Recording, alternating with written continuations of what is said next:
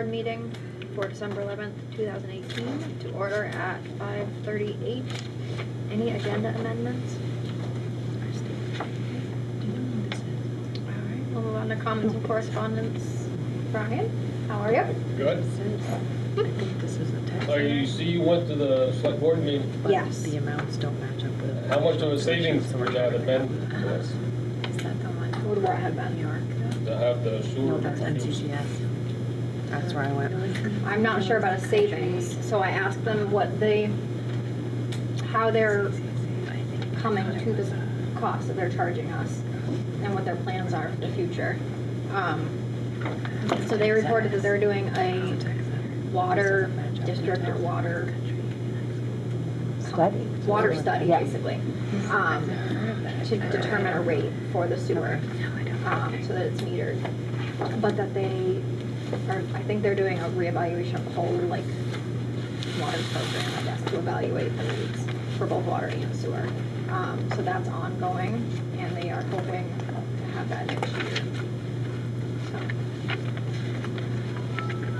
But to me, it's like, we didn't fight to show how much of a savings it would be to the school. I know it's flat rated, but we're charged more units of the flat rate than there are the units of water. I think the units were set when they first Yeah. hooked on water and sewer, is what they said. And so their plan is not to change any prices until they have the study done, so that they're not adjusting rates multiple times. They were looking at a year's worth of the data of the usage so that they can totally reallocate the fee structure so that they can still raise enough money to run the water and sewer system, but that it will, some houses are empty for long periods of time, schools use a lot of water. I don't think either of us walked away with the feeling that in a metered system, the school district will pay less. I don't know the answer to that, but that wasn't the impression that we necessarily got. Right. They're looking at a year's worth of usage data. I think that they're having an outside person do that Evaluate work. it. Yeah. So I know that that work has been ongoing, but they've had not just questions from us, but like just from residential ratepayers who have one person in their house and they're wondering why they're paying the same as somebody with 6 people in their house. So they're getting questions from a lot of people. We just have to wait and see what the study is going to show them. Well, I know during the summer months when there's no school, Right. we don't use that much water, so you shouldn't use as much sewage. Right. So I think once their study is done, we will see adjustments to our bills, but until that time, they're not going to change the rate, only to change it again when the study's done. So we're just going to wait and see what the study comes out with and go from there once that comes back.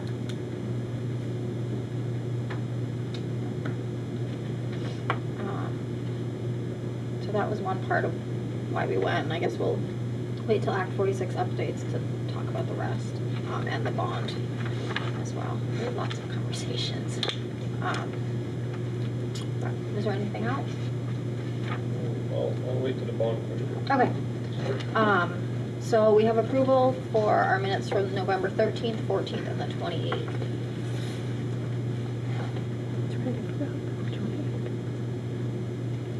I will make a motion to approve those minutes. I will second that. Can we approve them as one slate of minutes? Absolutely, you can, if you don't have a reason to pull them out. Okay, so all in favor of approving the November 13th, 14th, and 28th board meeting minutes, please say aye. Aye. Opposed? Okay, business report. Okay. I don't have a financial report. I figured we have plenty of other things to talk about. I did want to let you know that as the board had approved, I did send a whole bunch of information to Morgan. information, a lot about the food service program and how that works when you contract with someone, who does what, kind of thing. October 1 numbers, your budget draft that you saw last month, staffing, FTEs, health insurance information, anyway, things like that. So he has quite a bit about Sheldon at this point, so I just wanted to let you know. We'll keep doing that.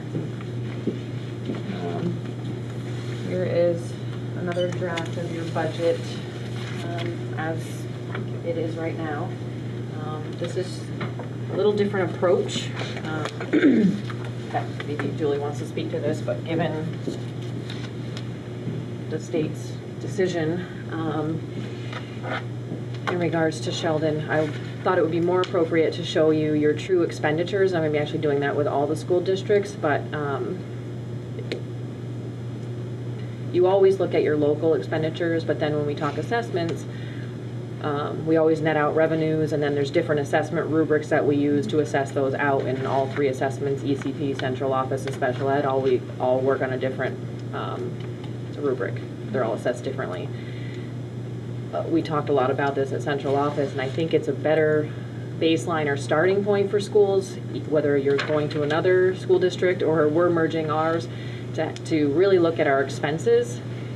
Because if we merge or if we move on, revenues will be much different and they will be applied differently. They'll come off the top rather than the way we're doing them now, specific to schools and on different bases. So I've taken your assessment lines and truly, it's a pretty good guess at your expenses in Sheldon only. Basically what I did was back out all the revenues, use the same rubric that we were using for your assessment, a percentage, but I think it's going to come out pretty close. We didn't have a ton of time to do this, so I had to do what I thought was the most efficient, but I think it's going to be a pretty good representation. So don't pay any attention to your bottom line necessarily as a percentage increase over last year, because this is a much different look than what you're used to. But you'll see what it costs to run the Sheldon school without any revenues here when we're looking at centralized expenses as well as local. And I feel like that's important as you move forward. If something changes, then I guess we'll take another look. I'm sorry, Julie. Yeah. Sorry about that. Sorry, Christy, I didn't give you one either. Other than that, I really haven't changed anything. Last draft, I had updated a couple of, the position that we had updated, the FT, increase the FTE again. Tuition, I still don't have enough information to make an educated guess for next year. So what was the overall increase on the expenditure budget? Just, and not percentage, but just dollar, generally? I mean, I know it's an estimate. There's no way for it to be exact. Well, it looks like it's $1 million, but it's not, because I'm not netting any of those revenues out anymore. Right. So actually, your special ed assessment is going down. If I was assessing and I took out all the revenues, like if we were, but I'm not doing that. So that number doesn't mean much looking back at last year. So this has no revenue applied to it at all? No revenue at all. This is just what it costs to run the Sheldon school. No including CFG, pre-K, no Medicaid, no no Medicaid. IDIA B, no. Okay. So it's more an apples to apples. I feel like it's sometimes, especially as we move forward, we have all these local expenses, and then when we talk tax rate, I'm throwing in the revenues, but for the assessments, we're netting out the revenues before you ever see them. And that worked before. But I think as you move forward, as I said, I think it's going to be important for you to know how much it costs to run Sheldon, pre-K to 8. Yep. Special ed included, speech included, psych included. So I'm sorry if that number is a little scary, but. Well, and the revenue will look different because you will bring into your new district a different allocation. Right. So NMVU or the SU, depending on where the grant sits, the way that they're calculated it differs from grant to grant. Medicaid is what you generate. IDAB is a calculation based on ADM and numbers of special educators. It's very antiquated. CFG, how do they do that? Is that equalized? No, Vermont's the only place that does equalized pupils. Is that enrollment I think so, and but it's like poverty prior and things year like poverty, that? yeah. So, But there's transportation reimbursements, there's all your special ed reimbursements, but we don't know necessarily how, when you are going to a new district or in what Right. makes up their new district, how those are going to be applied. until those allocations are sent to the new district, that business office won't know what share would be applied to Sheldon. We can anticipate that the remaining school districts in Franklin Northwest will have, we can estimate, somewhat how much less we'll get without Sheldon, but we also won't know how much revenue we'll receive without Sheldon in the mix. And we will take them off the top. Yeah. The ones that are appropriate. Some are more specific to the school, but a lot of our revenues, we're just gonna take it off the top. So it's not like right now, Sheldon, for instance, you have some title contracts that are Franklin Northwest contracts, and then you have, so all those things are gonna come into play. So depending on any pending, well, there's no pending litigation, but if there was litigation, I guess what I'm saying is the next month will give us a lot more information about the type Yep. of budget we should be developing, Right. right? Right now, we're really obliged to do what is in front of us, Right. which is the fact that we've been certified as a district, that Sheldon has been certified to be part of an MVU district. And so we don't actually have authority to build a different kind of budget. I think we are far enough along with our previous drafts that if something happens and we have to stop, then we have a place to go. But there's just a huge amount of, we can't count on the what ifs, Right. really. We have to do what the law asks us to do today, and proceed in that way. So the easiest thing to do, none of it is easy, but the thing that made the most sense was to take the December board meetings and have each local board look at its expenditure budget as best we can, have it reflect the expenses of each school, so that in January, when a transition board gets this budget, when an MVU starts looking at that, which they've already started,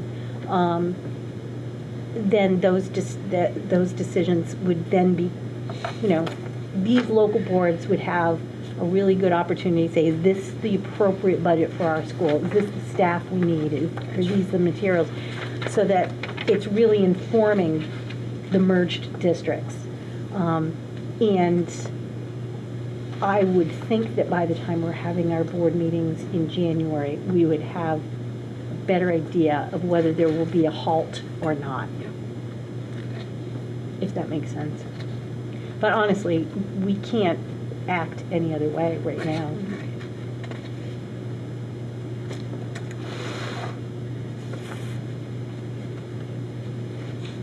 You're saying the expenses are $1 million more? No. What I'm reflecting here, without revenues, where there used to be revenues net and taken out prior to it being assessed.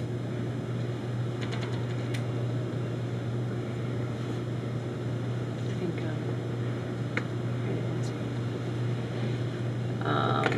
it looks like it's $1 million increase, but it's not. It's because I'm no longer netting out all of those revenues.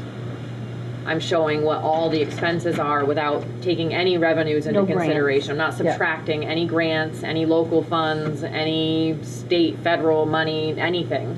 I'm just showing what the actual expenses are, and that's a different look than what we typically look at the SU level, because the state always says that we have to net out all the revenue because the school never ends up paying that. Well, that's gonna all be changing because we're gonna be one entity. There's not gonna be a supervisory union anymore. So it's a different look, it's not an increase, no. But I'm thinking, we got what, 2 months before it goes to print? Not even. For Sheldon, yes. I mean, they would be, they're already planning the budget for the new school district. Right, but I guess what I'm saying, you don't know what the revenues are, you just know what the expenses are.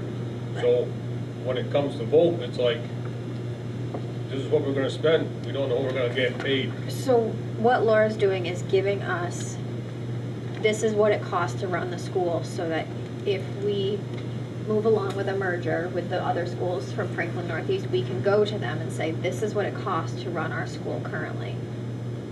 Now let's develop a budget. So this is a way for us to have an idea of how much it costs to run the school, so that that can inform their budget, which will include the revenues. But we don't know what our revenues would look like in that supervisory union or new district. And even when we budget, we are estimating based on prior years what our grant allocations will be. We don't always get them in time, but in the usual circumstances, it either goes up or it goes down a tiny bit, right? But in this circumstance, it's much different. But we've shared with them what positions are grant funded and how much revenue is usually applied to Sheldon's budget, Right, correct? and so I'm assuming that something like that will happen. But again, I'm assuming also that their structure is changing. They're gaining 2 more schools, which then, and I don't know how they were assessing before. If they were assessing as a true assessment based on some equalization, or if they were assessing similar to us where special ed was on cost. There was no Actual use, right? it was Yeah. all on actual use, which is typically not how an assessment works. An assessment's supposed to be a little more even. It's just we hadn't gotten to that point because we just centralized special ed very recently, and we were supposed to be kind of tiering that in to change our assessment, but we had never gotten that far yet. So I don't know. I know it's confusing. It's hard to. It's a lot of moving parts. Again, I feel like if you don't know what your expenses are going in, then it's hard to move forward. So at least you know this is what it costs to run the school. If no money came in, still costs you this much to run your school. Right. So, especially as we move forward in special ed funding and everything is going to be changing too, it's going to be important to look at what it really costs gross. How much more is that than the previous year? For expenses, I don't know. Special ed, you had said it actually. Special ed actually went down in Sheldon. I would have to go tear apart all the assessments, take out all the, which is what I want to do. There's no so time much to do it. time in 2 days to figure that out. We've never looked at the budget from just an expenses. Well, the local standpoint. budget you have. The local budget, but all the assessments, But so all the the other early stuff. childhood program assessment, special ed, which is a huge part, and central office, the last several years have been required by the state to net all the estimated revenues out and then assess to the local schools based on some agreed upon rubric what was the net. Left over, yep. So I would literally have to go, which is what I talked to Julie about. I want to pull out all your pre-K teachers, all your support staff that go into special ed, all those things, all those supplies, but that's a lot of work to do in a small amount of time. So I'm not sure when I'm going to have the chance to do this. This was my best guess at that. And I think Morgan will have all that information. Right.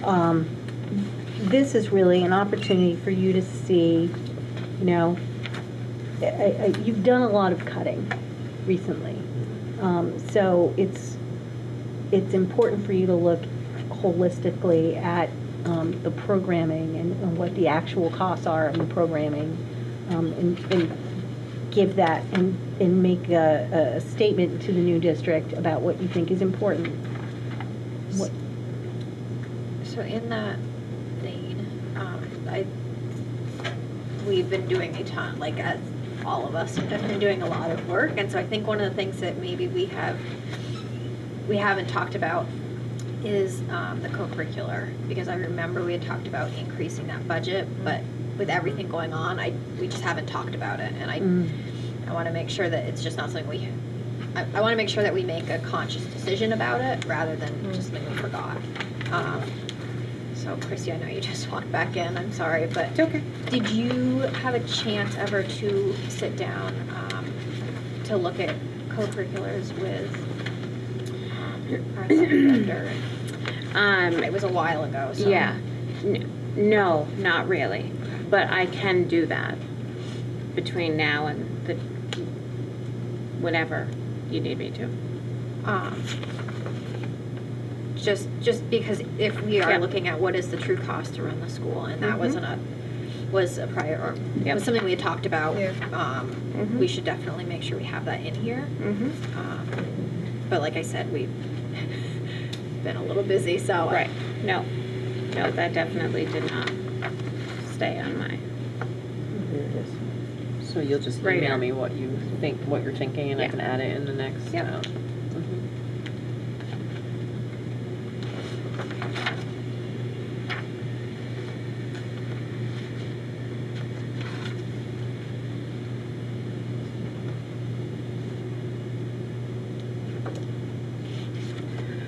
I mean, you can still go by the functions, that's what they're called, so like instructional programs, that one block, you can still see that very minimal increase there. So that's a majority of your instructional Right. budget right there. So, 3,470,000 to 3,495,000. Salary and benefits is that increase, Yep. truly. So you're not adding anything else. So all the local areas, very minimal increases, mostly salaries and benefits. If you look at special ed, the local share for paras, I'm actually projecting that to go down. Yep. Co-curriculars, I guess, might go up a little, but guidance, again, very small, $1,100, $1,200, salary and benefit, nothing else has been added. So, to answer your question, Brian, if we're not talking about the assessment pieces, the local share is extremely minimal increase. Right, but I'm looking at it like, okay, I go to vote, say last year it was $5 million, this year it's $6 million, that's a big difference. Well, you may be And voting regardless on, of whatever the numbers are, if you don't really know, you just know what this one number is. you probably, if It's gonna get scary. the Well, plan. the number's gonna be a lot bigger that you're gonna be voting on, because you're gonna be voting on not a Sheldon budget, you're gonna, if we go through with the unification, you're gonna be voting on a combined Sheldon, Bakersfield, Berkshire, Montgomery budget. One budget. So it's gonna be, the number is going to be a lot bigger that people are gonna look at, because you're not gonna see the Sheldon piece, you're gonna see Right. the whole thing. It's gonna be total. Or like And it'll be 16 mingled million. too, so you won't be able to pull out what's Sheldon's portion of anything. Right. Because that come up in one of the meetings there that they had on it. They use on And that. they said, too, was like, we'd be voting on normally a $5 million budget, but when it comes to vote, it's $25 million, the number's gonna get scary. Yes, Yeah. that's Yeah. gonna take a lot of educating. Yeah, a lot of questions. Yeah.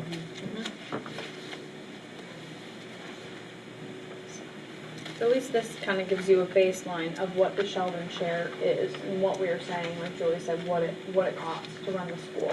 I think this is good information to have for voters when it's finalized. What I'm saying too is like, you go back last year, in the town book, they just showed the expenses. So you should have done that expense to that expense. Just the expense part. Good luck. I'm gonna try to do that. Right. But there are a lot of moving parts right now, Yeah. a lot. So and we're running out of time, I'm gonna do the best that we can, but given the circumstances, plus trying to support where you may be going, which took about 5 hours out of my day yesterday, which is fine, it's good, but I just, right now it's kind of duplication of work because that's necessary and we need to support each other and I love that, but it creates more work unfortunately right now, so, But that's the only part I get to look at, is whatever's in the town report. well, the That number and that town, number, I can look at the two numbers. the town report will look much different, your article language will look much different, it's sort of starting as a new entity. Yeah. It's goodbye with the old and now we're this new combined school district that's much larger than it used to be. So you'll have the historical information for Sheldon, because you have to. It'll show last year's budget, or, It'll show last year's expenses. Right. Because this year's not done. so, okay, so last year's expenses, and then it'll show the Northern Mountain Valley Unified School District budget of $16 million or whatever it is. It will be more compressed than we're used to looking at, because things will be, rolled up, I'm sure, into instructional programs with a bottom, not the level of detail, because it's such a huge budget. I expect, I don't know what they'll do. And that budget should be ready for town meeting. That has to be. Well, the other Ours districts won't won't be ready for town meeting, but they've been working on it for a while.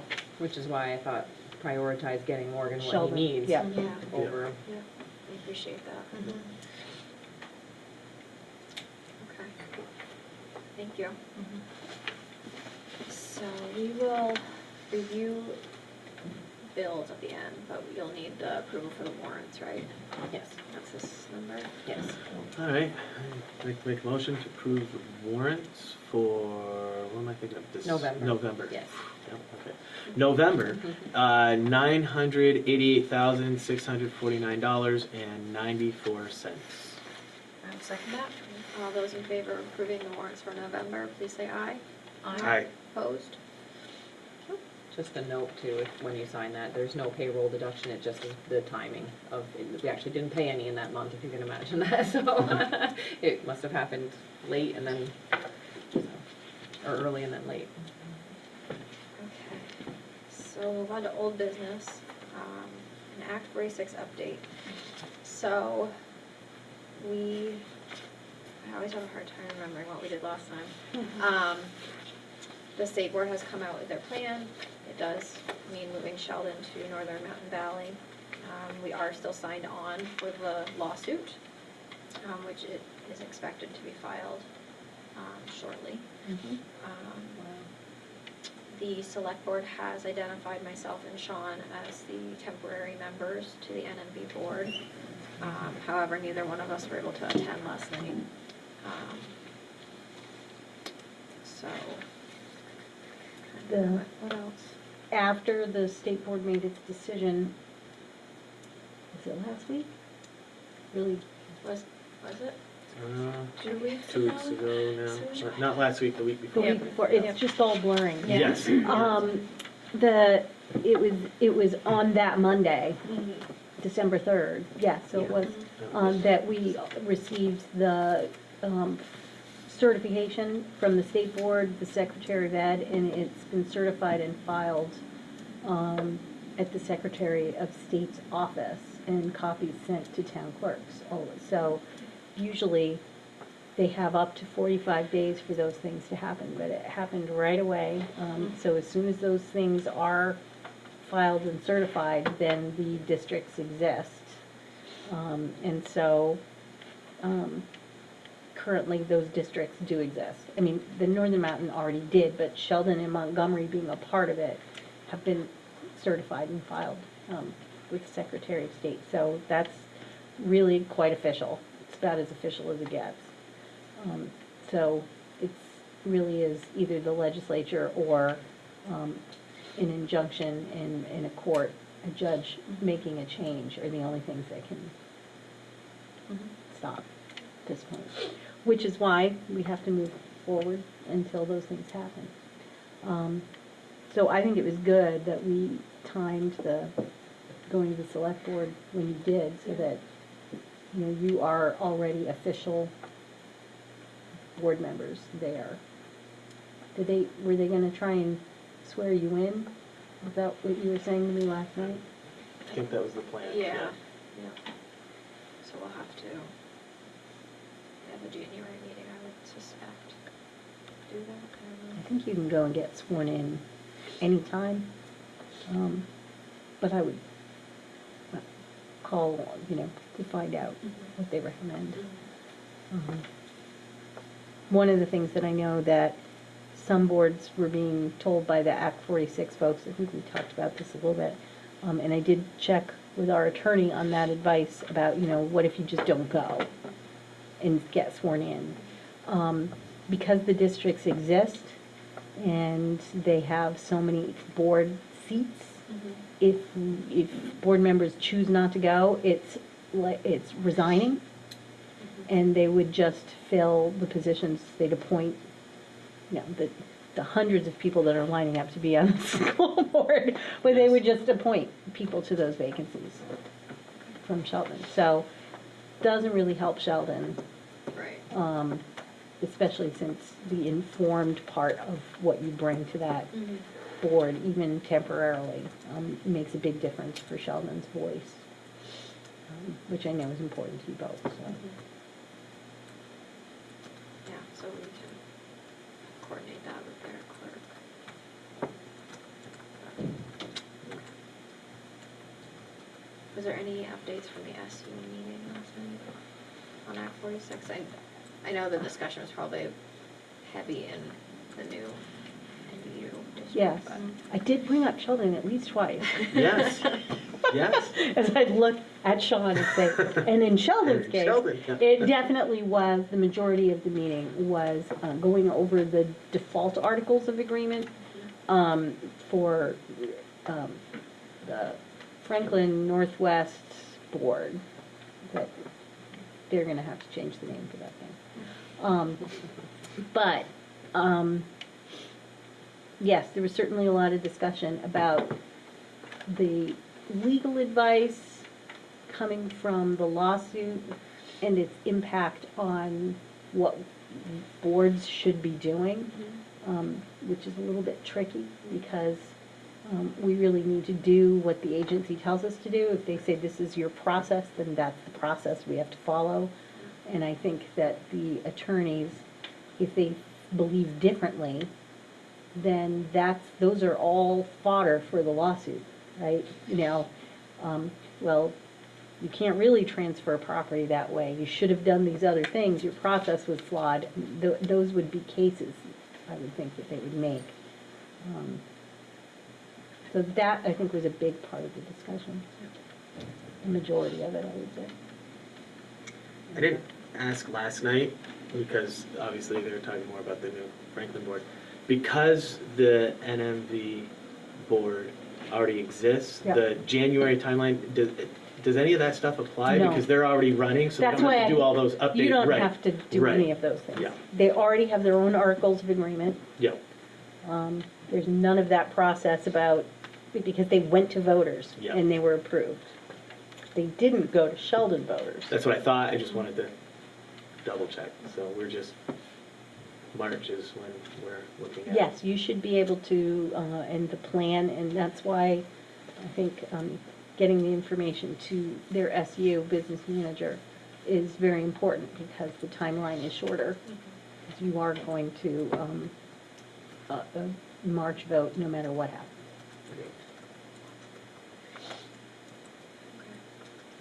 I'm not sure what we're gonna put in the other town reports. Yeah. Okay. The selectmen's minutes, I don't think it's a temporary, the board. Do you know what it said? Not exactly. But I know I read it, but I don't, I think it just said it was appointed to the board. That's what was in the minutes.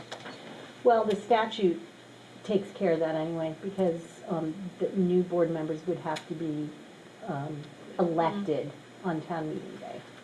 So, no matter what the minutes say, the statute covers that. Similar to me last year. Yeah. That I was appointed for a couple of meetings Yeah. and I had to go to town meeting day and get elected no matter what, Yeah. even though I was appointed to the board.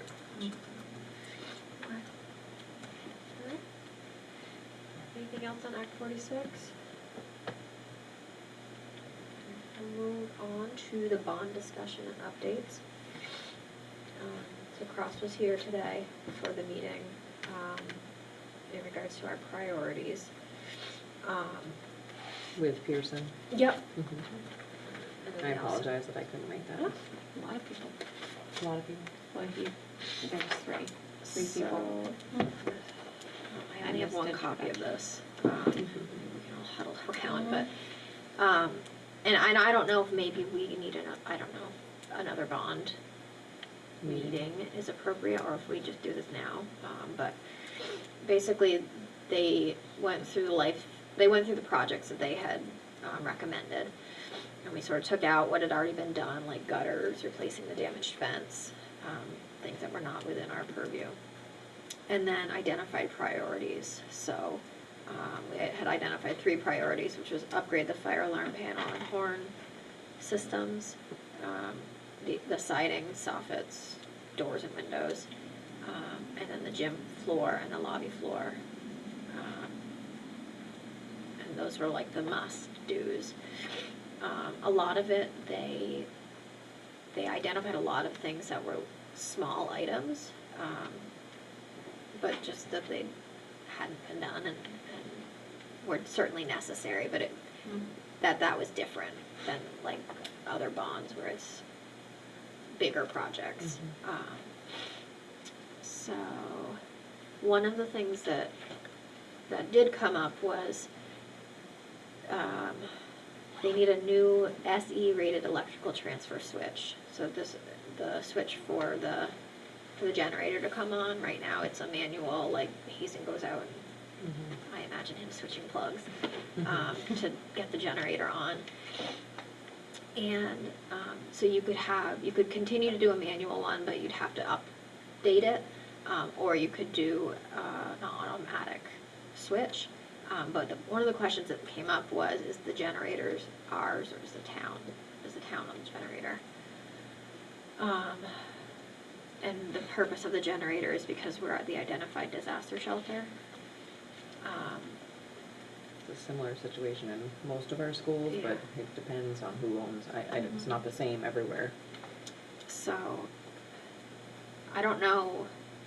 I guess the thought was we would still need the switch to be updated anyway. So to move ahead with that, but that's just something to note, that the town may own the generator, not us. Let me think, what else? So the parking lot, we spent a lot of time talking about the parking lot. And Greg Stebbins, the chair of the select board, had reached out to Cross to get some plans. But I think their discussion didn't necessarily include straightening the Poor Farm Road as we had discussed. So Cross was going to get back in touch with them. But in the meantime, he had asked if we could talk about the 2 site plans that they had included in the facilities audit to determine if there was a preference in case making the Poor Farm Road go straight would be too costly. So that's just something we have to identify.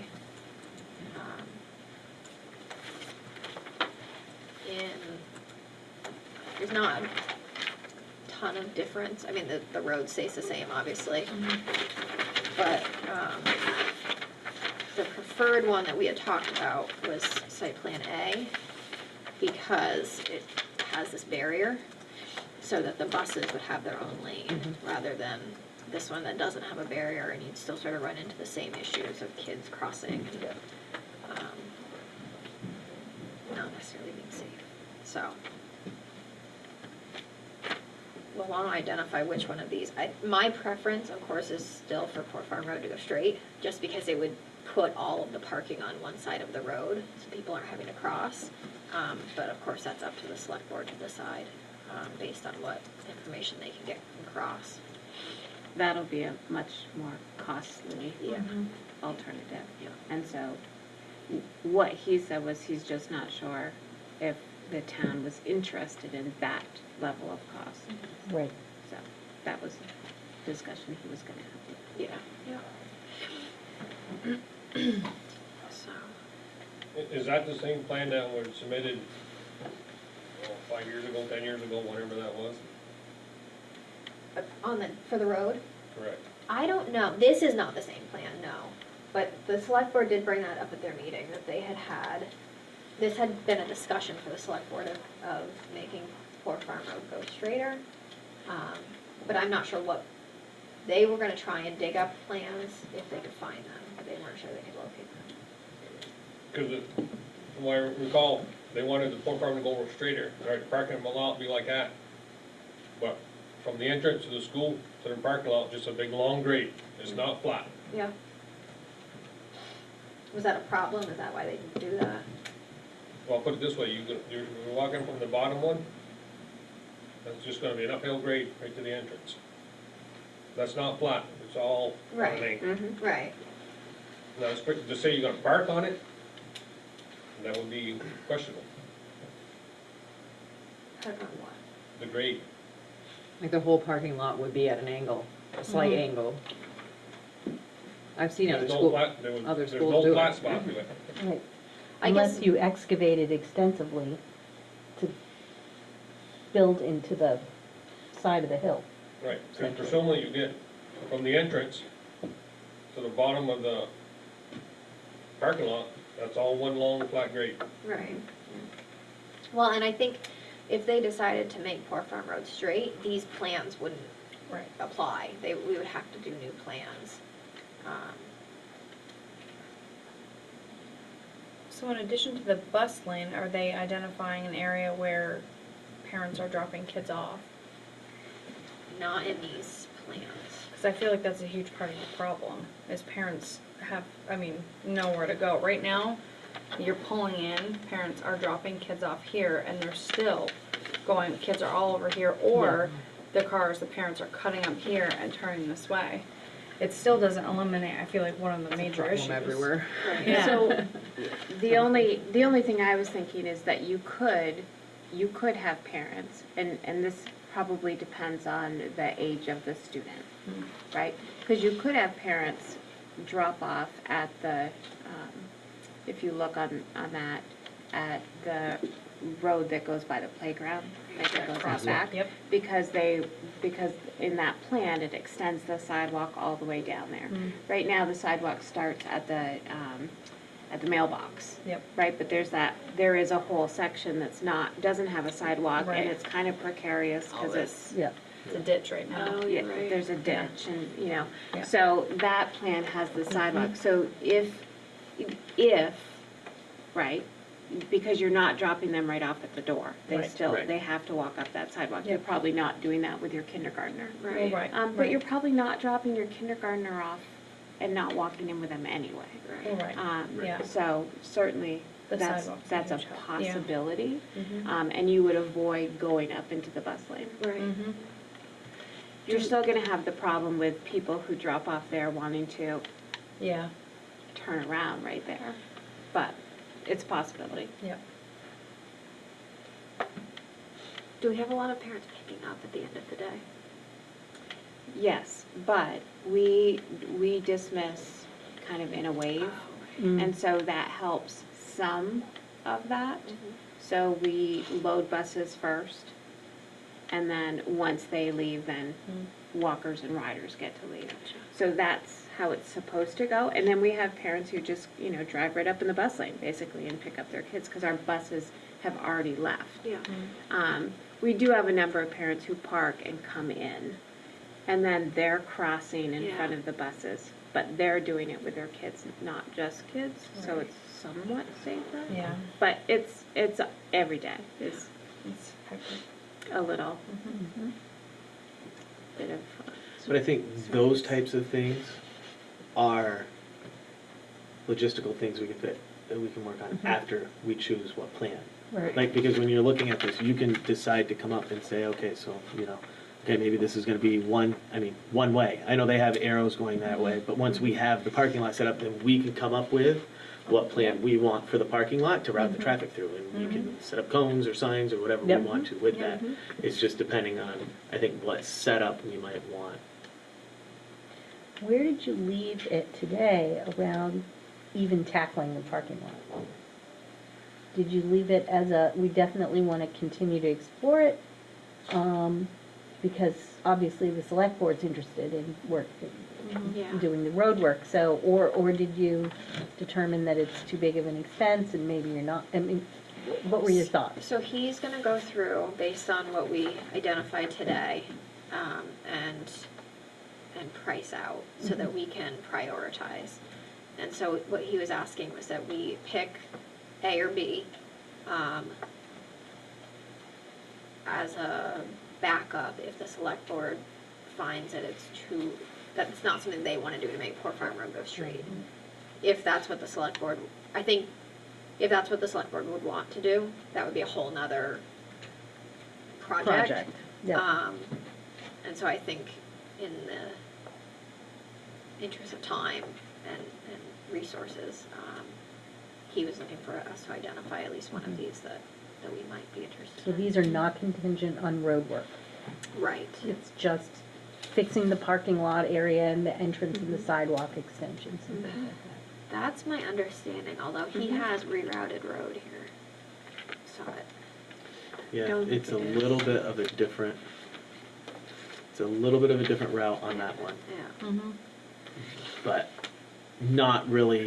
Complete revamp. Right, it's Right. still on that high, I mean, the road's still on the high ground over here, not dealing with the lower parking lot, it looks like on the two. So you're just extending out more, it looks like onto that hill over there, well, over there.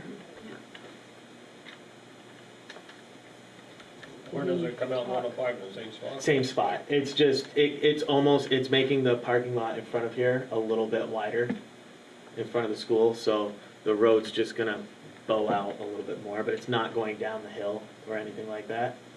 It's just using more of the land that we have up here on this plateau here, not quite plateau, but everything else, it ends in the same spot and comes around the school over here at the same spot. It's just this area by the parking lot's gonna be rerouted slightly. And he's got some different entrances into the driveways worked in. So like he's, Oh, looks yeah. like he's adding one here, In the back, yeah. and then this one is Yeah. new, or it's different. So like, I think this one gives options as to how you do bus loading and unloading. Like maybe you have the buses here. I don't know.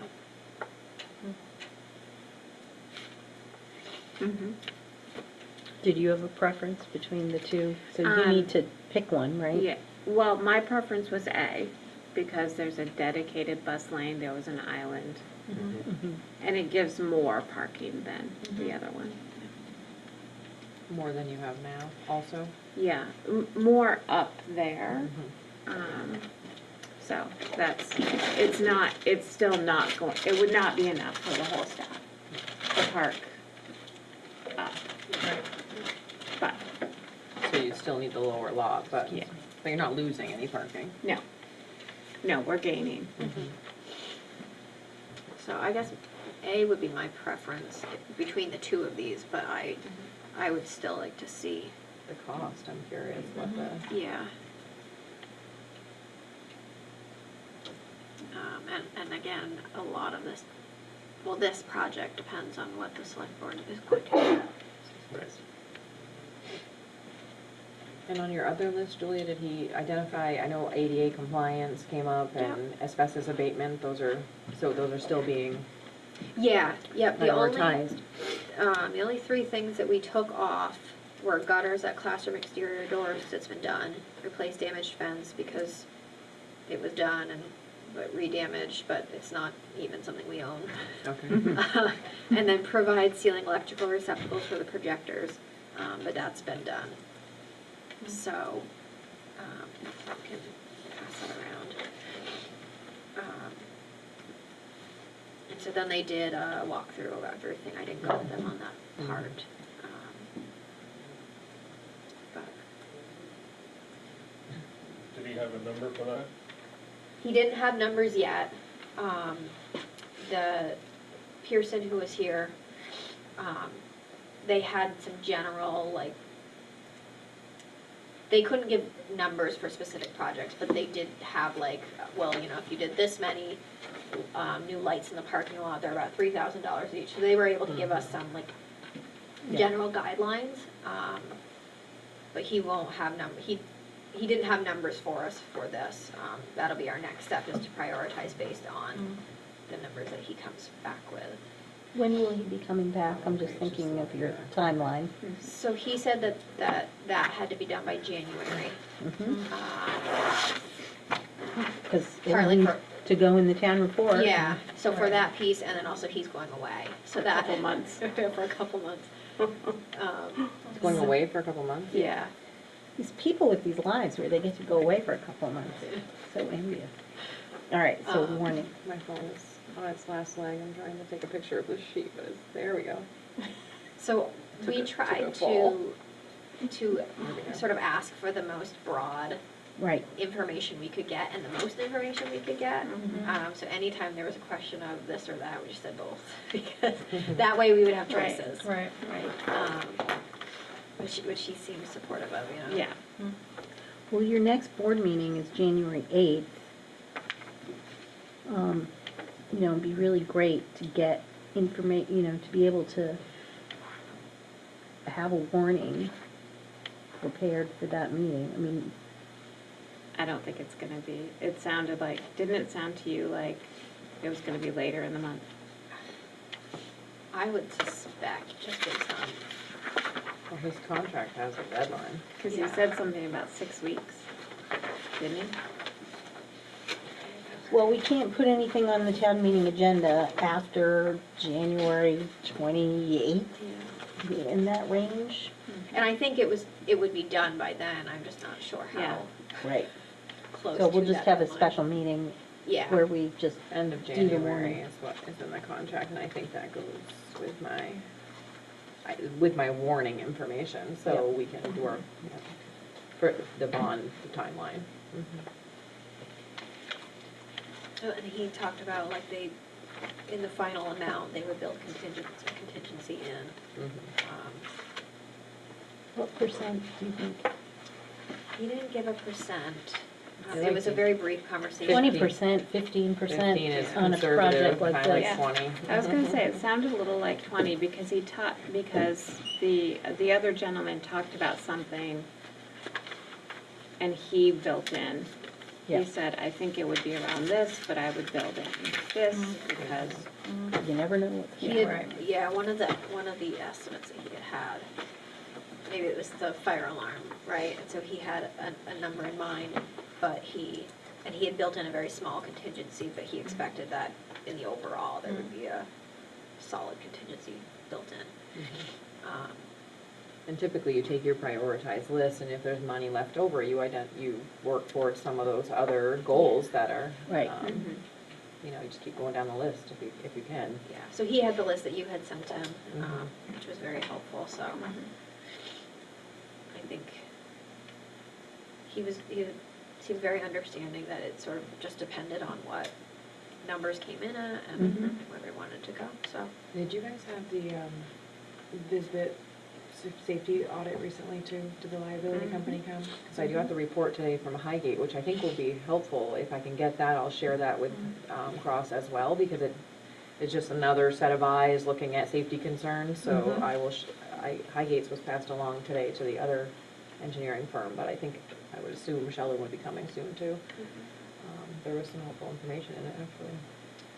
He talked about their architect would explore siding options. You know, we did give him the guidance that we were looking, you know, we didn't want aluminum or metal because we were worried that it would dent. You know, we weren't looking for something too industrial looking, so they were gonna look into those pieces as well. There were some things that we talked about that we might do like within our general maintenance budget, like the Right. trees, smaller things like that. I'm like, should I reach out to him to get an idea of what that might entail? I'm just curious, because those are maybe things we want to add in the next draft, so I can reach out to him if you. Yeah, oh yeah, I think it would be Yeah. good if you reached out to him just to, because we didn't really talk about next steps, other than just waiting for their report, so. I think that leads me to another, we had talked about addressing some of the lack of some of the kind of repair and maintenance cycle stuff in the plant budget, and we haven't done that yet.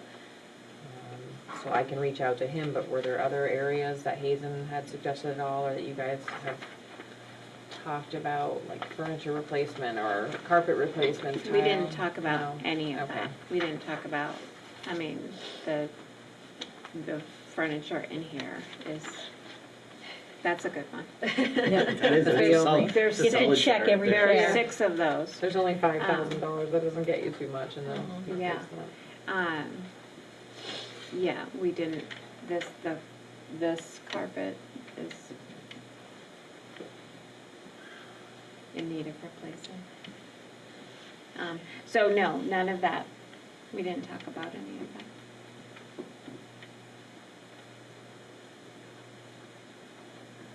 Is that still an area that the board wants to? Yeah. Is that something? What would be really nice, and we haven't done this yet, because I think we've been kind of playing catch-up for things, is to have a cycle Right. of, Right.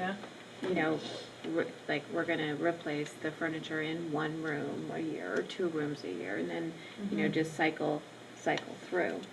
We haven't done that yet. That has been my intention, but either, you know, we've had to replace things we've had to replace Reactive, things, so we haven't necessarily been able to do that. There are a couple, you know, like, I have a list of the rooms that have newer tables in them, but we haven't really gone right through.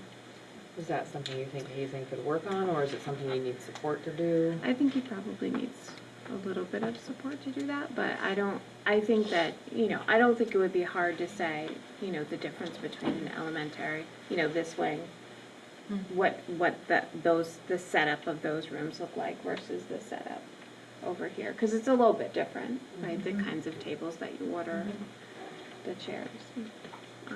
So you might need a little bit of support.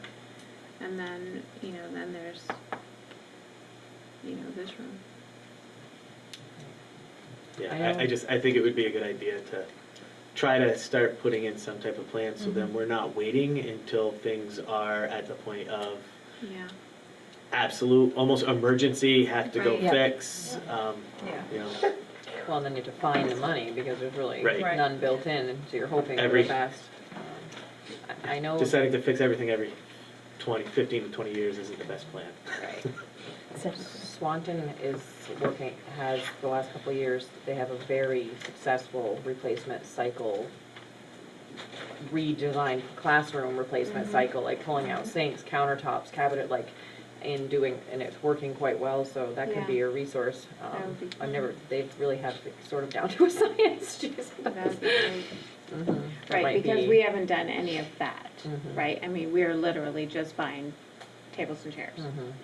But some of that, including like replacing tile, replacing carpet, Yeah. you know. Getting the rid of carpet and Mhm. putting in tile. Ceiling Right. tiles, painting, you know, all those things, if you can. I don't know what they are, 'cause that's not what I do, Right. but they seem to have it down to a science. Mhm. That's helpful. Yeah, it would be. So of these 2, are we feeling like A is, so could you communicate that to him when you meet and talk to him or email him? Is it just A? Yeah, Is that all? site plan scheme A. Okay.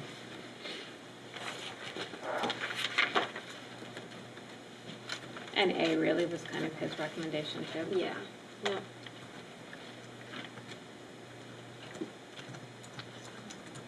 Okay, we've talked about water and sewer.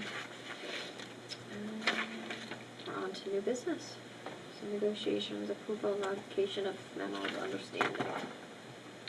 Okay, so, I think it's time to talk about it in open sessions, because, the supervisory union board, did so last night, and, the SU board, you know, made its decision that each board wanted to move forward.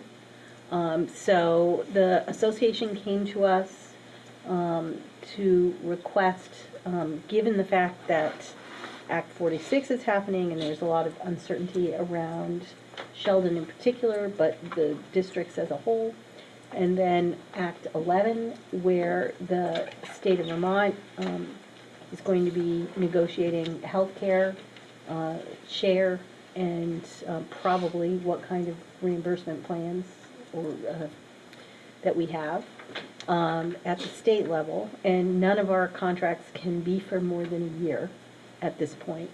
So they came to us and suggested that we simply roll over the contract for another year, and that employees, that teachers, this is the teacher contract, would have a step increase or the equivalent of a step increase, and that 2 side letters would be part of that.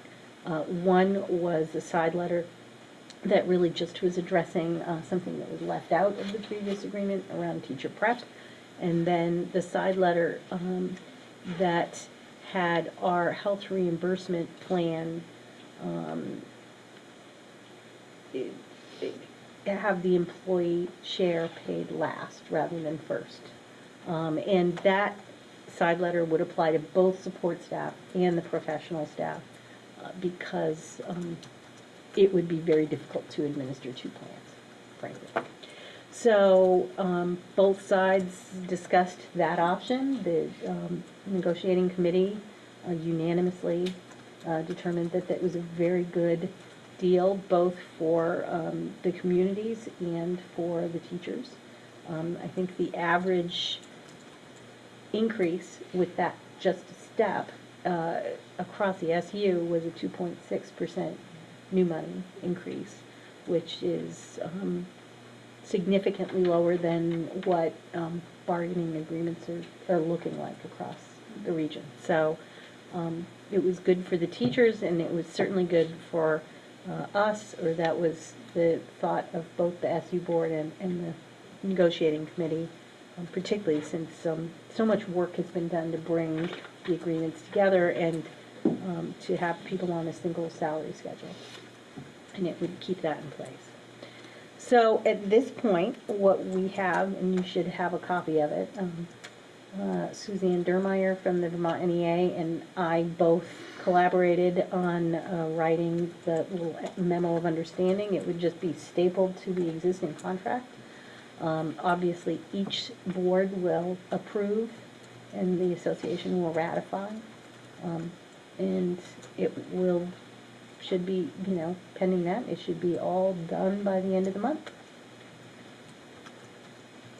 I think it's particularly good for Sheldon teachers as well to have this agreement taken care of. It helps their bargaining position.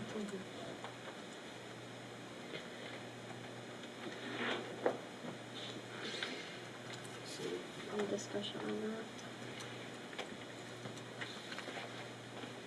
that? You just need, when you're ready, a motion to approve the memo of agreement. And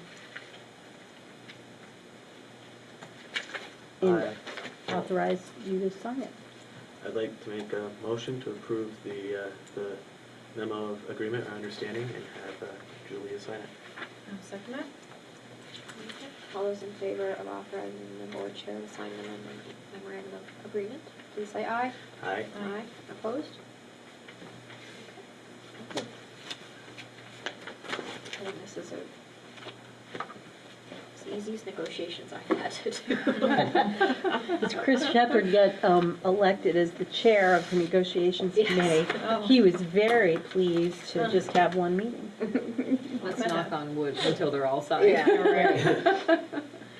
But I definitely, I feel like this is very fair for both Mhm. Absolutely. sides. I'm It very makes sense pleased. right now, too. Yeah, yeah. When the mergers, barring anything that stops it, next year, both communities are going to be negotiating. Yeah. So and support staff as well, so. And the state will be negotiating And the health state will be insurance, doing health insurance, so. theoretically.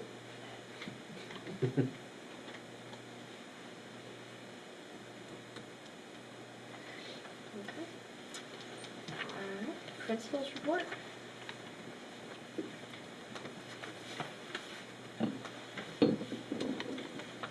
So, last month we had talked about doing a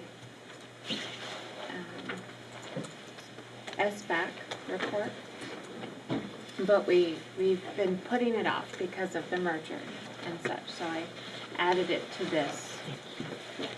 this board report. To begin with, we have our December celebration of learning. It's the family game night again.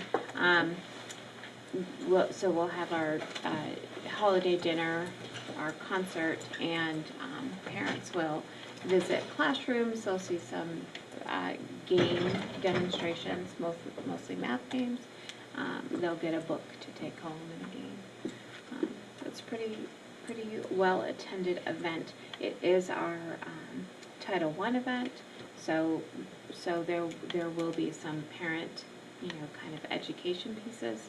We're gonna talk about our RAS Kids program, about playing math games, how you can play games and sort of bump up the educational value of those, and while you're still having fun. Both our instructional coaches, Lori Boudreau and Leslie Rainville, have done a ton of planning and organizing for this event, so big thanks to them. Tomorrow, our instructional leadership team will get together with Julie and Kosha to look at our school-wide data.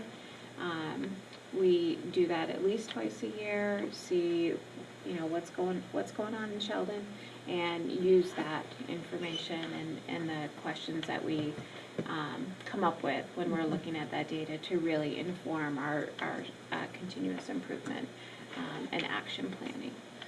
So we will do that tomorrow. And then SBAC reporting. So I have a couple different looks at this.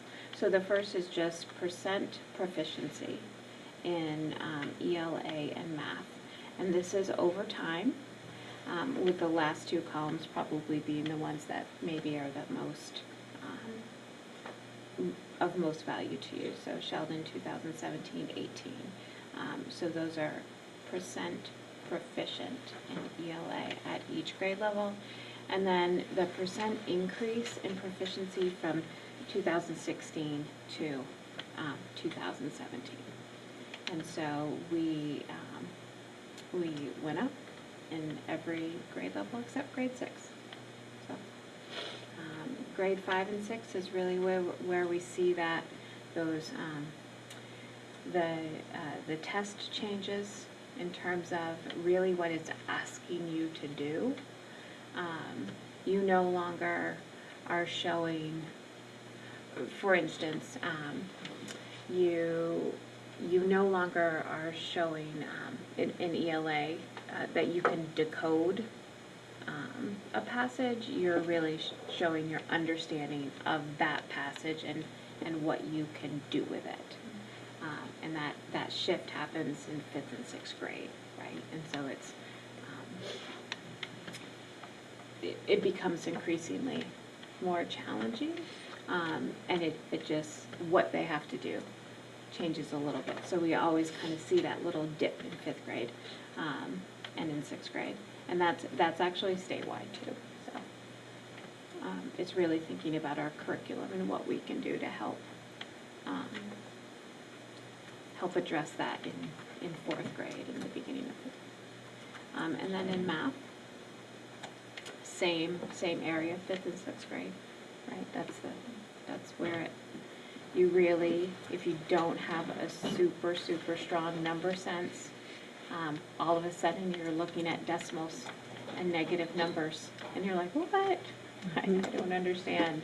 And that really understanding place value becomes super important. So that's where that rub happens. But then we kind of pick back up in 7th and 8th grade, so they it just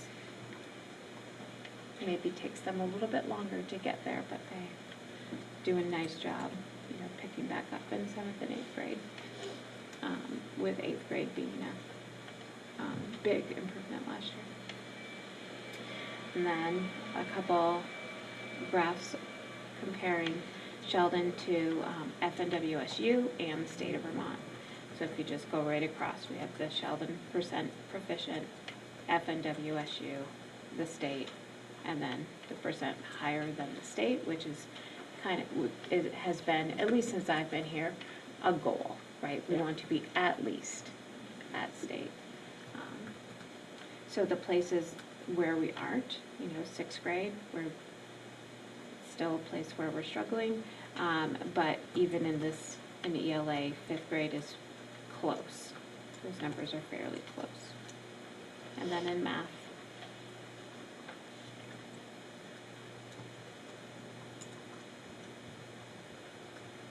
same areas. So we continue to think about.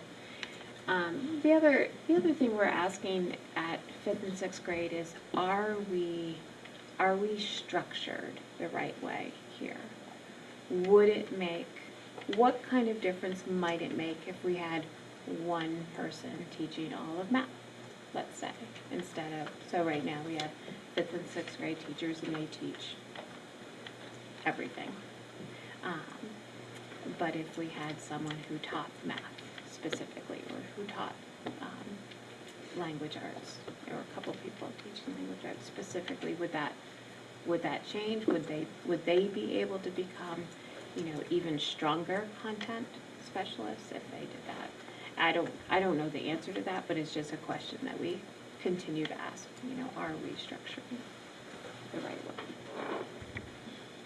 way? Have you heard feedback from other, I guess maybe not in our SU because it would just be VU, but other middle schools who have made that transition?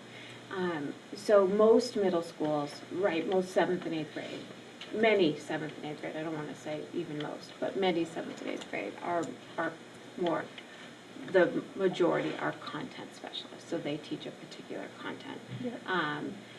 5th and 6th grade, so those schools that have maybe a 5th through 8th or a 6th, 7th, and 8th, lots of them are also content. Sometimes they combine, so they might be a math science or a social studies, language arts, but lots of them do focus on content and split kids up that way and kind of team and share. Not all of them. You know, there's, and you can see, you can look at schools that don't do that, who have really strong scores, and you can look at schools that do and who have really strong scores, right? So it's, there isn't necessarily a model.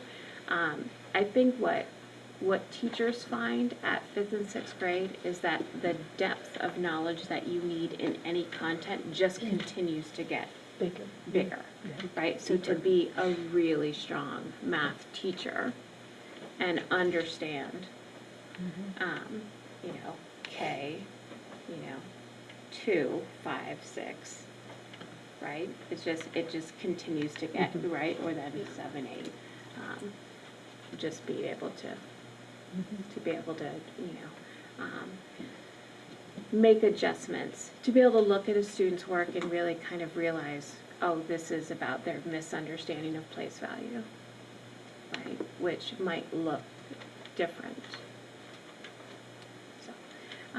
So just conversations that we're having. We're looking at, you know, other schools. We have some teachers who've been to other schools.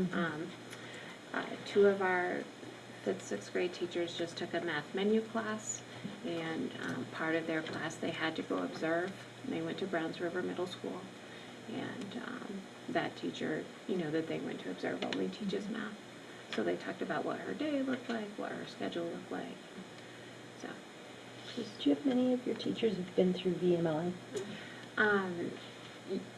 Yes, not at the 5th, the 5-6 team is all new to Sheldon. So none of them, for instance, have, but we do have 4 that I know for sure.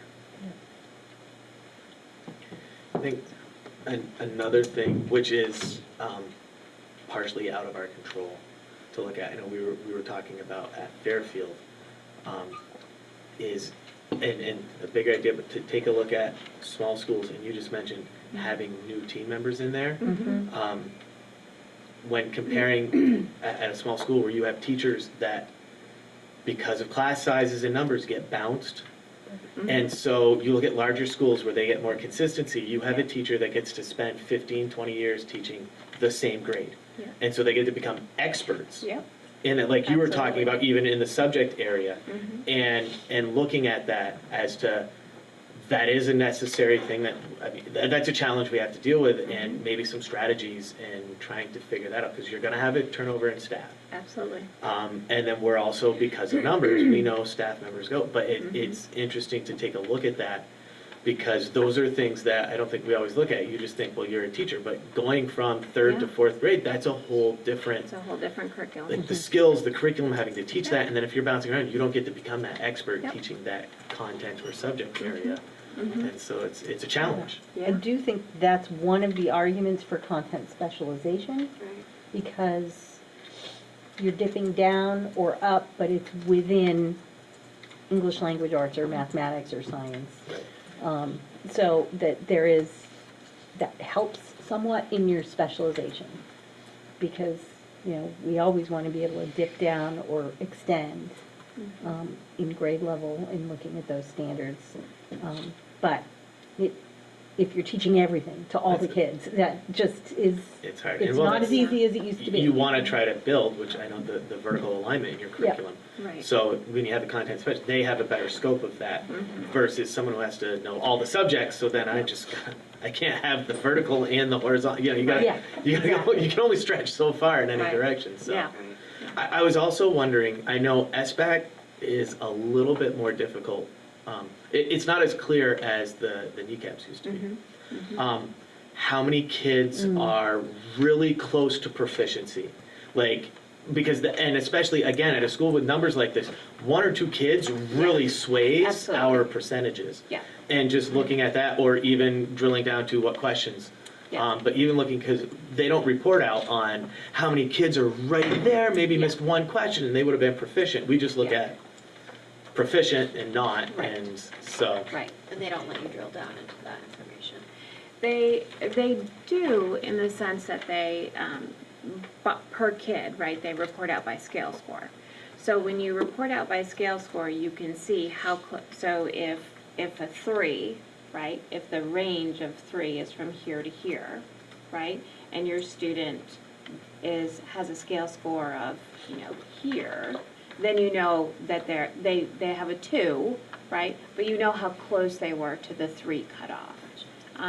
What you can't necessarily always extrapolate is how many questions did that mean, right? Right. Yeah. How many, Or which question? what questions did they miss, or what, how many questions would it have been to go from here to here, right? Because sometimes you're like, it was probably 1, but you can't know that, because it's not always, it might be really close, but it might not have been 1. Right. Right? The Because scoring is a bit of a mystery. Yeah, it's, It's a black box. yeah, it's hard. But one of the things that we are doing is we are giving more of the block assessments. And that's helping to predict, because you can see the questions and you can see the answers. And you can see how, okay, so of these 17 questions, right, this student needed, 14 in order to be in the 3 range, right? So you can start to get a sense, a little bit of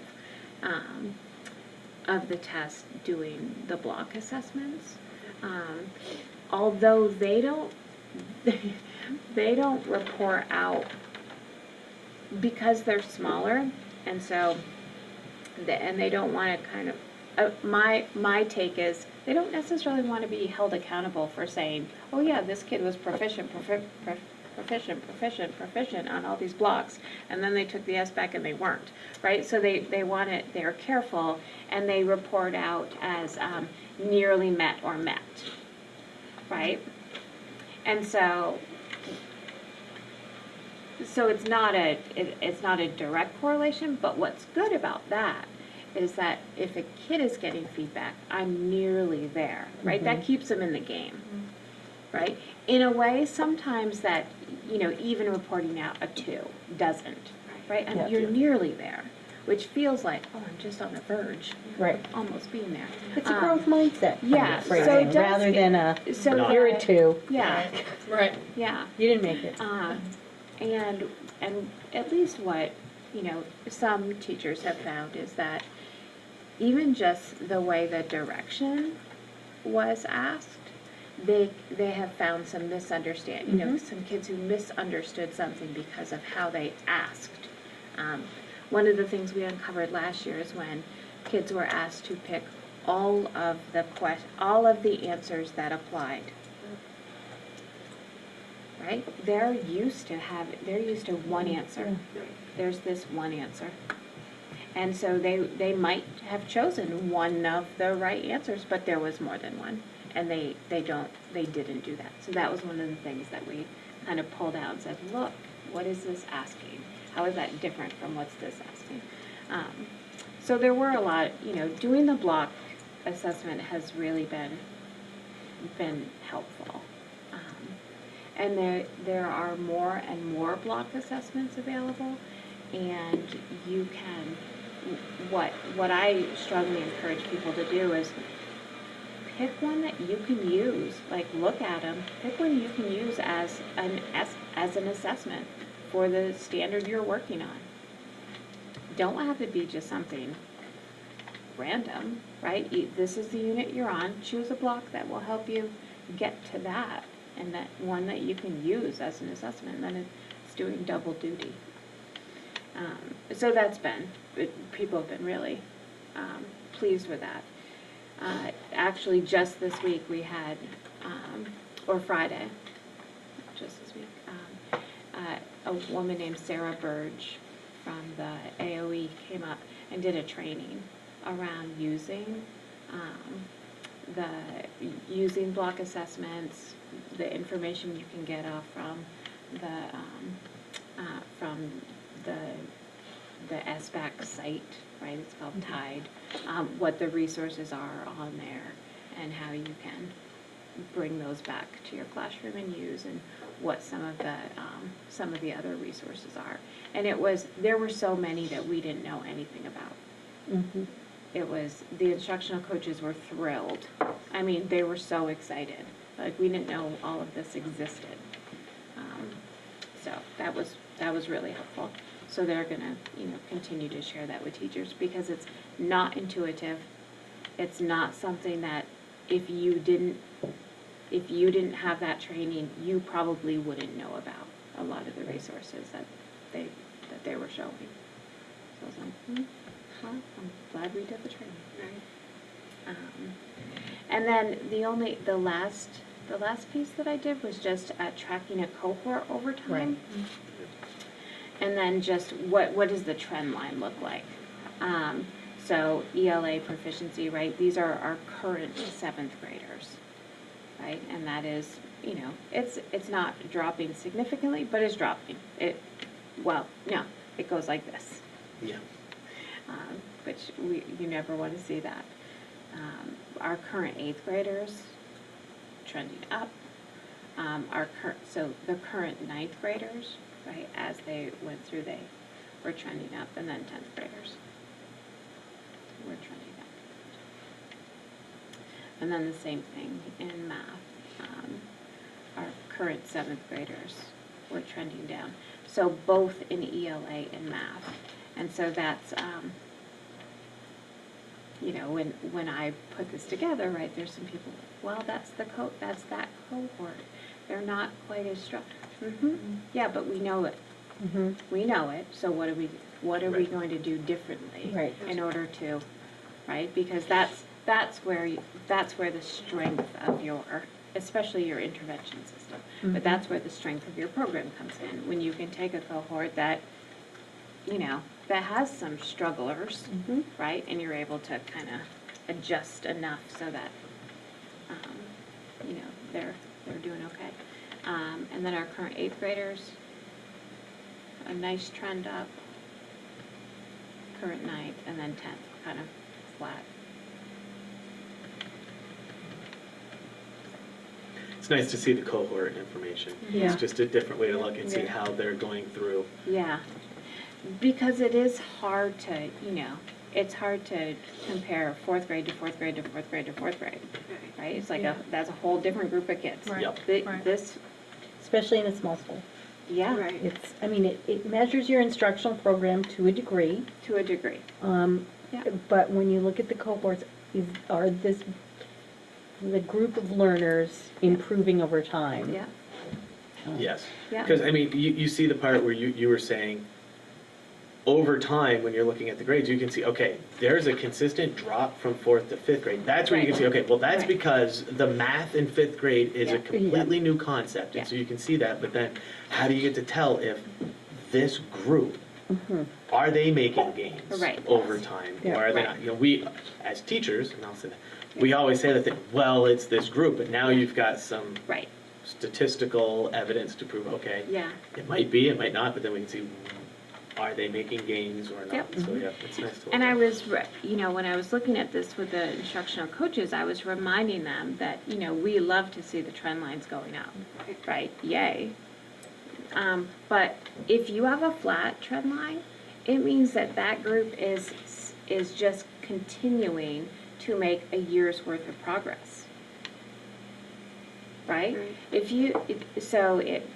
Regardless of where they are, whether they are at a high proficiency level or a low proficiency level, if they stay the same, right, they're making a whole year's worth of progress every year. And so while if it's low, you're like, I'd really like that to be a lot higher, right? That is more than, if they did go higher, that's because there's more than a year's worth of growth. So when you see things like, just in this math one, the one right before, right? 46 to 36, 34 to 54. That 34 to 54 jump, huge, from grade 7 to grade 8, there's a couple things, there's a number of things that could happen, right? That is a strong instructional push, or that's some really top-notch students moving in that are like, inflating the. But if you didn't have many changes in your cohort group, then what you're looking at is, wow, someone really lit the fire there, and they got some strong instruction that moved them more than a year's worth. And maybe, again, moving some of those kids that would, right there, Yeah. and giving, like you said, that extra instructional boost or Yeah. whatever it is to get them over that hump. Yep. Yep. So you'd love to see the going up. Yeah. But if you see it staying about the same, then that group is at least making a year's worth of progress. Which is just a good reminder, because not, Well, and again, It'll get small kinda school, you've got depressing. to unpack that cohort and see how many IEP kids we have, and then you've got to dive into looking at that, because Yeah. that's going to affect those numbers also. absolutely. Yep. How many kids left? How many kids came in? Right. If you're looking at a cohort, but 25% of them have changed, it's no longer really a cohort. Yep. Right. It's just the same grade level. So, we haven't seen, at least in the upper grades, we haven't seen that much, of a cohort transition out or in, but you do see some, when we have 29 kids in a grade level. 4 or 5 coming out, 4 or 5 coming in, could completely change it. Then just Suzanne Dermeyer from Vermont NEA was here today. Lynn Coda, the FNE superintendent, will be coming on Thursday to meet with the staff. It's a good meeting. Yeah, yep. And then I had shared this with you before, but 9 classroom teachers were honored at the Rise Vermont Rising Tides Award ceremony. Everybody got a jacket with their name on it. It's pretty cool. We're going to try to figure out if everybody can bring or wear their jacket one day so we can take a picture, because nobody went except me and Sadie, who doesn't work here. We were kind of chuckling about that. But we brought back a plaque for FNWSU for a Rise Vermont Workplace Award. And then Sheldon also received one as a gold school. And then we received a story award. So if you look out by the bench, when Sheldon was written up in the Messenger for some of our work, Rise Vermont got a copy of that news release and then framed it.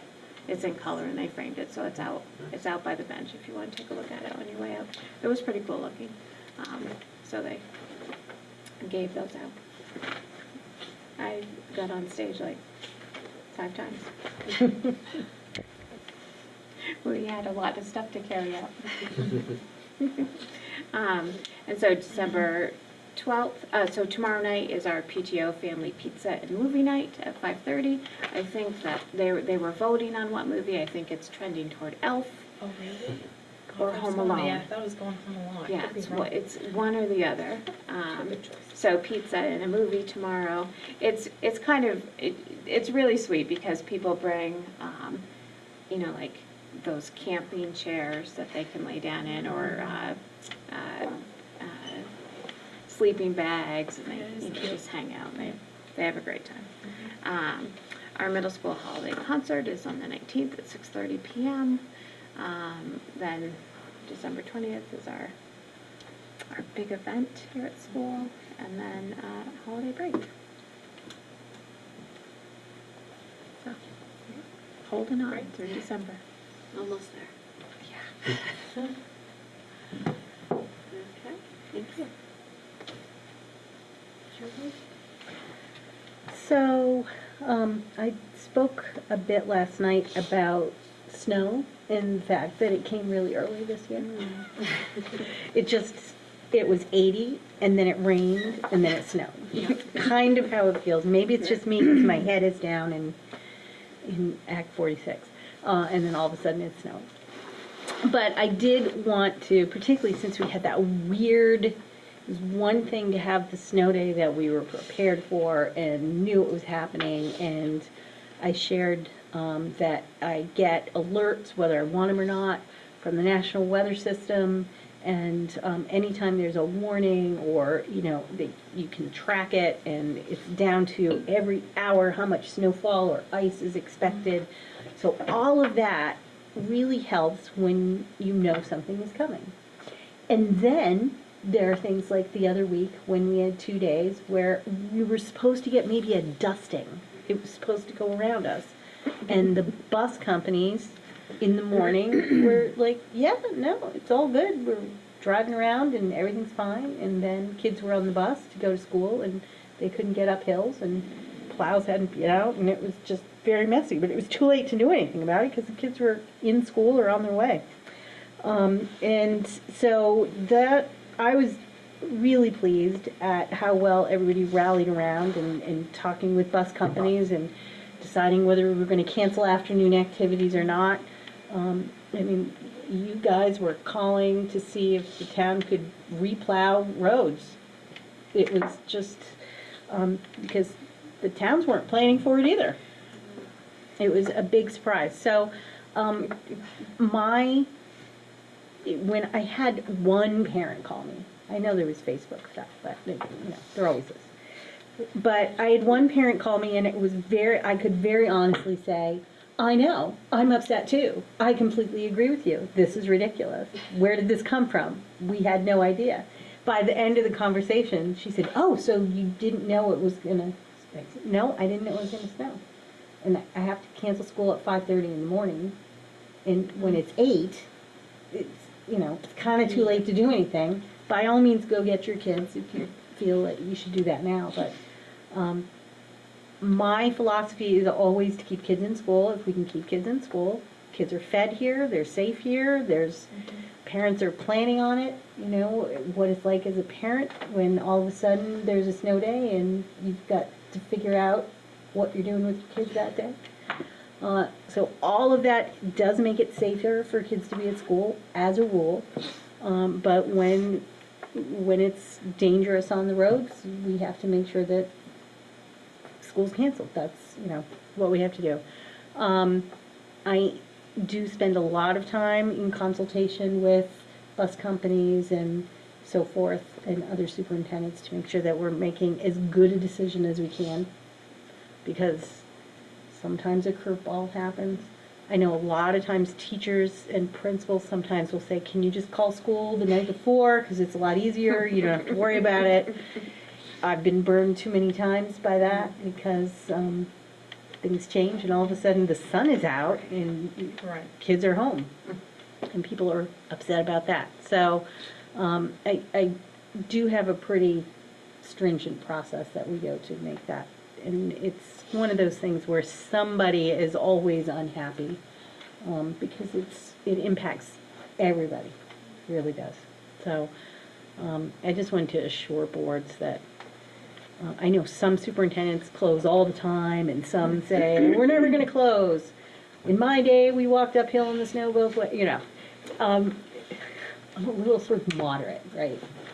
But it was a bit of a surprise for us, and I'm hoping that it doesn't snow much at all for the rest of the winter.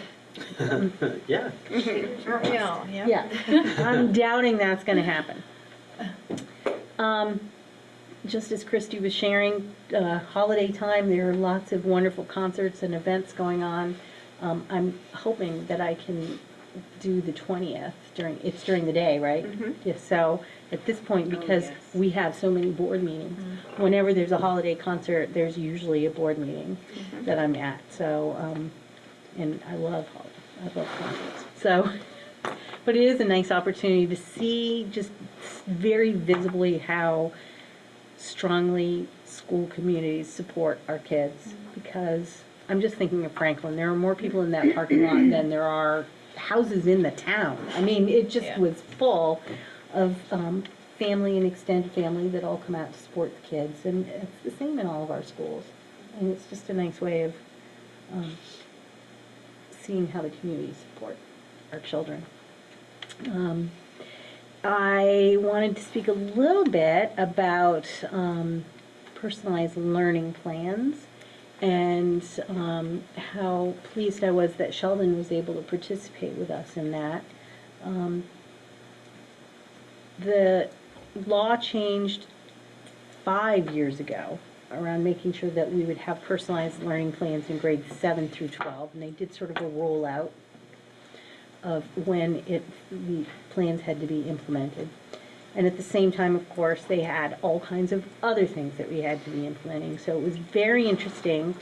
When I took this role, superintendents in the region, so the Champlain Valley region, had created an action plan that was all about personalized learning plans. And where I had come from, it had been a big focus, but that's not necessarily the case in all the schools in Franklin, Chittenden, and Addison counties. Many people were focused on proficiencies, or all kinds of things. Frankly, there were a lot of initiatives that came at the same time with Act 77 in particular. So it was interesting to see that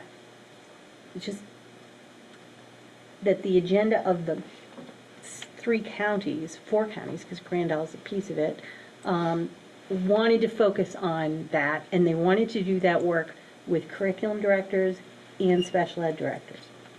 So the decision was made to have some joint meetings of curriculum directors, special ed directors, and superintendents. Usually we have one a year, just to talk about the work that's happening in our schools. But really they wanted to have at least 2 so that there could be a sustained effort on this topic.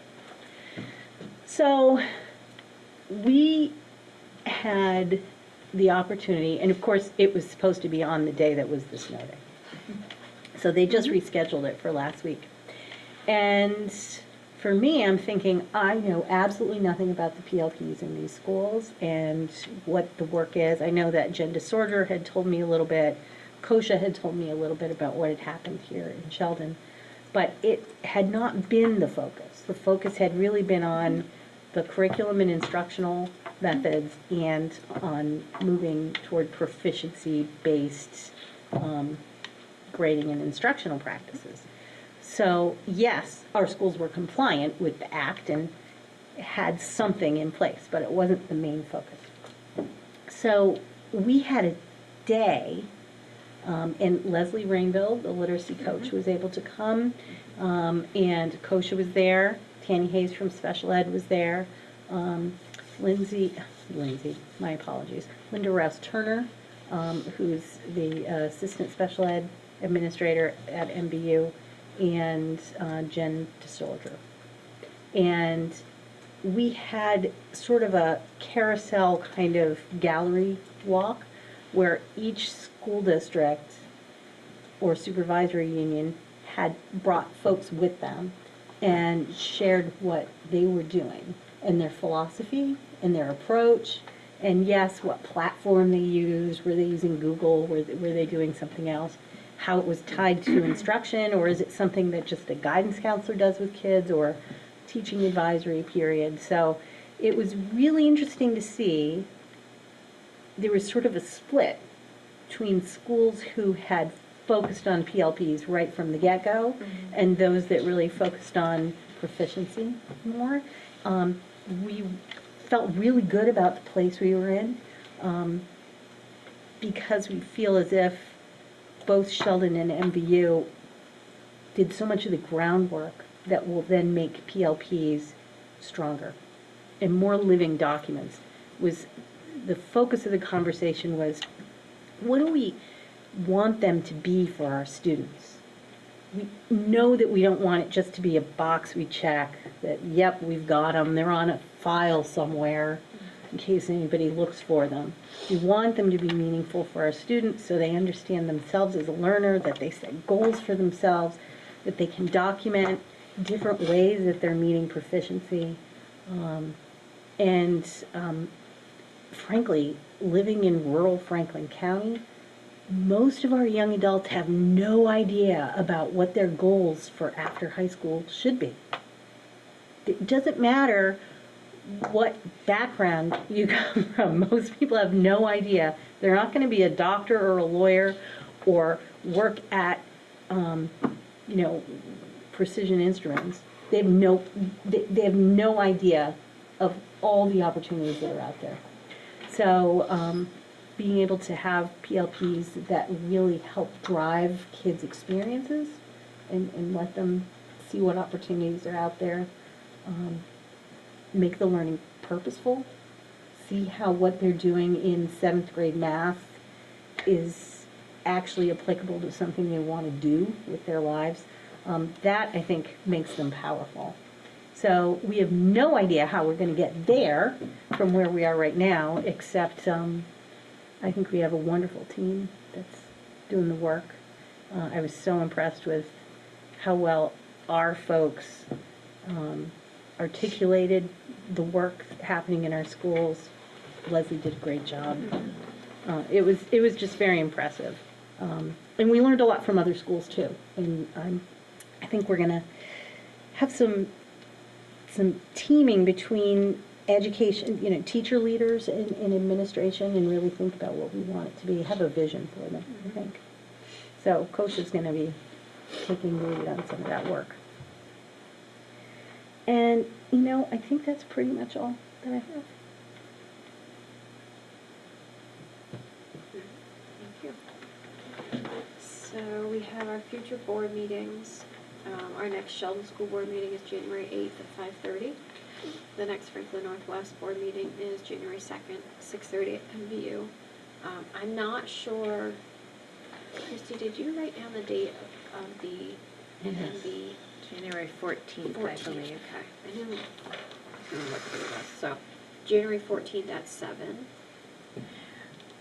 They will look for an email. Okay.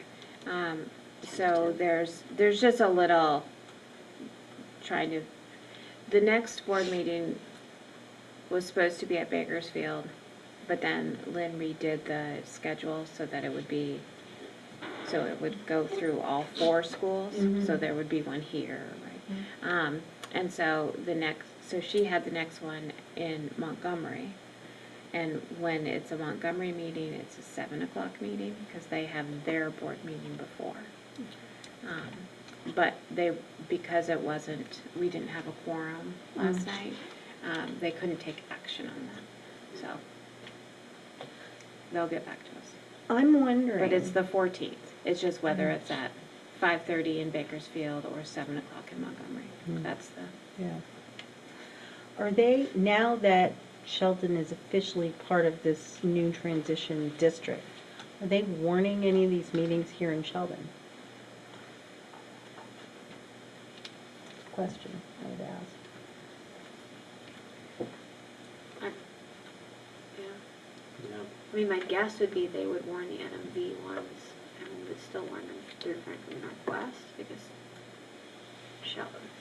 Sheldon as a school is still Franklin Northwest, right? But I just remember when, it feels like a million years ago now, when there was a transition board in Maple Run, you had to warn that transition board, even though it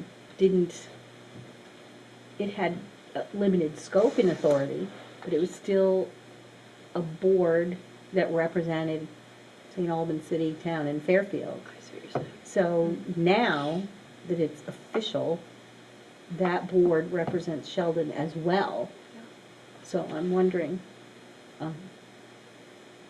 if those, because members of the public of Sheldon may want to attend. Right. Yeah.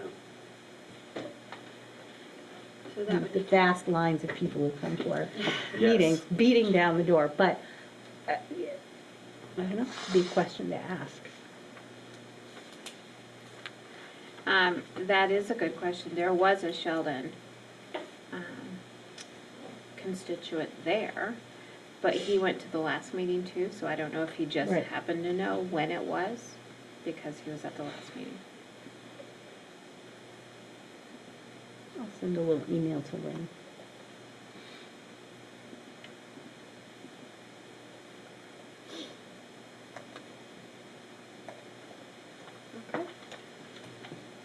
Yeah, and if, I know I forget her name now, asked for my contact information, but if you know, the location and time of that January meeting, just let me know. Okay.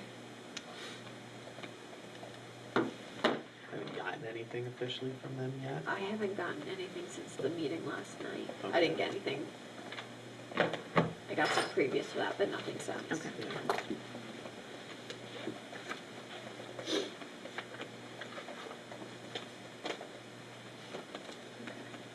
I'm just sending that email now, so I Yeah. don't forget. I'm doing it on camera. Great. Was there anything else? I would entertain a motion to adjourn the Sheldon School Board meeting at 7:25. I'll make the motion to adjourn the meeting at 7:25. I will second that. All those in favor, please say aye. Aye. Opposed? Thank you.